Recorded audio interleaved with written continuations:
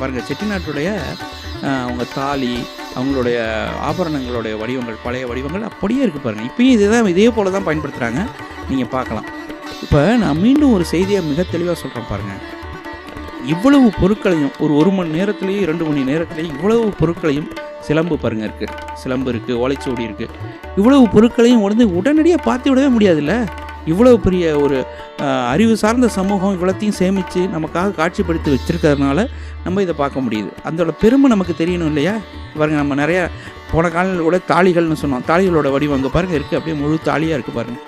தாலி இருக்குது, மரப்பொருட்கள் இருக்குது. இங்கே பாருங்கள், நம்ம சீப்பு இருக்கிறது இல்லையா, அந்த சீப்பை மரத்தினால எவ்வளோ அழகாக செஞ்சு வச்சுருக்காங்கன்னு பாருங்கள். எத்தனை விதமான சீப்புகள் பாருங்கள். நீங்கள் அது எப்படி சொல்கிறது, இன்றைக்கு இருக்கிற பிளாஸ்டிக் இல்லை, அது மரம். நீங்கள் பார்த்துருக்கலாம், ஈர் எடுக்கிறதுலேருந்து சீவது வரைக்கும் அவ்வளோ அழகான